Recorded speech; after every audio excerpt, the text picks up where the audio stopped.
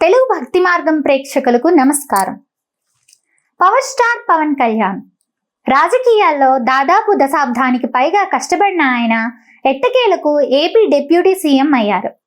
ఆ తర్వాత పవన్ కళ్యాణ్ ఆయనకెంతో ఇష్టమైన 11 రోజుల వారాహి అమ్మవారి దీక్ష చేపట్టారు. ఇంతకు మునుపు పవన్ కళ్యాణ్ ఎన్నికల్లో తన ప్రచార వాహనానికి కూడా వారాహి అని పేరు పెట్టిన సంగతి తెలిసిందే. సాధారణంగా వారాహి అమ్మవారు ఉన్నారని అందరికీ తెలుసు.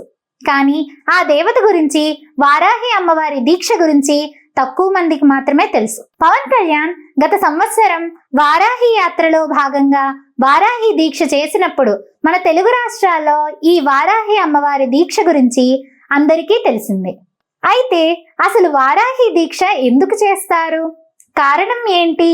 అసలు ఎవరి ఈ వారాహి అమ్మవారు? ఈ దీక్ష నియమాలు ఏంటి?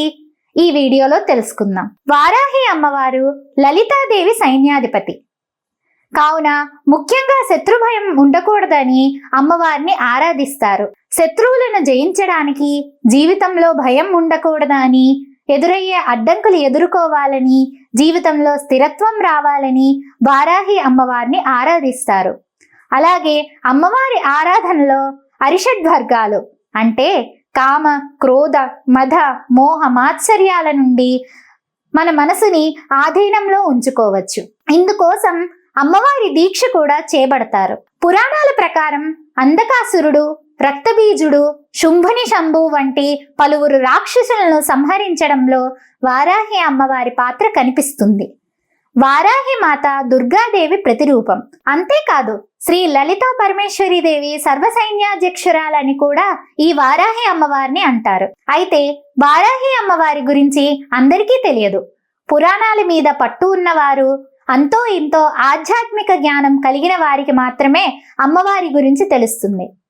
వరాహ రూపం కలిగిన ముఖం ఉండడం వల్ల అమ్మవారికి వారాహి అని పేరు వచ్చింది. చేతిలో నాగలి, దండం, శంకుచక్రాలతో దర్శనం ఇస్తారు ఈ మాత. అంతేకాదు ఆమెకు గుర్రం, దున్నపోతు, సింహం వంటి పలు వాహనాలు కలిగి ఉంటాయని అంటుంటారు. ఇక పవన్ కళ్యాణ్ వారాహి యాత్ర నుండే అమ్మవారి గురించి ఎక్కువ మంది మాట్లాడుకుంటున్నారు. అందరిలోనూ వారాహి మాత గురించి తెలుసుకోవాలనే ఆసక్తి పెరిగిందని చెప్పవచ్చు. ఇక ఈ దీక్ష చేస్తున్న పవన్ కళ్యాణ్ అందులో భాగంగా కేవలం పాలు, పండ్లు, ద్రవాహారం మాత్రమే తీసుకుంటారు. నేలపై పడుకుంటున్నారు. ఉదయం, సాయంత్రం పూజ, చన్నీటి స్నానం చేస్తారు. ఇవన్నీ చేస్తూ తమ వృత్తి తాము చేసుకోవచ్చును కూడా. అయితే ఇక ఈ వారాహి అమ్మవారి దీక్షను ఎప్పుడు చేస్తారంటే జ్యేష్ఠమాసం చివరన, ఆషాఢ మాసం ప్రారంభం అయ్యే సమయంలో అమ్మవారి దీక్ష చేపడతారు. ఈ ఏడాది వారాహి నవరాత్రులు జూలై 6వ తేదీ నుండి జూలై 14వ తేదీ వరకు కొనసాగుతున్నాయి.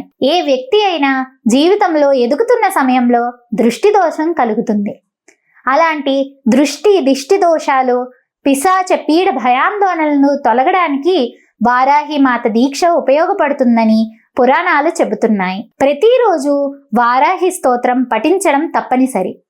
ఈ దీక్షను నవరాత్రి సమయంలో కూడా కొంతమంది చేస్తుంటారు. నవరాత్రి సమయంలో మాత్రం వారాహి దీక్ష 9 రోజులు చేస్తారు. ఇప్పుడు మాత్రం 11 రోజుల దీక్ష ఉంటుంది. ఇక వారాహి అమ్మవారి ఆలయాల విషయానికొస్తే మన దేశంలో ముఖ్యంగా వారణాసి, ఒడిశాలో ఈ అమ్మవారి ఆలయాలు ఉండగా ఇప్పుడు మన రాష్ట్రంలో కూడా పలుచోట్ల వారాహి అమ్మవారి ఆలయాలు ఉన్నాయి. హైదరాబాద్లో కూడా పలు వారాహి అమ్మవారి ఆలయాలు ఉన్నాయి. అమెరికా మిచిగన్లో కూడా వారాహి అమ్మవారి ఆలయం ఉంది. ఇలాంటి మరింత భక్తి సమాచారం కోసం తెలుగు భక్తి మార్గం ఛానల్ని సబ్స్క్రైబ్ చేసి లైక్ చేయండి. ఏవైనా సందేహాలుంటే కామెంట్ రూపంలో తెలపండి. మరో వీడియోతో మళ్ళీ కలుద్దాం. నమస్కారం.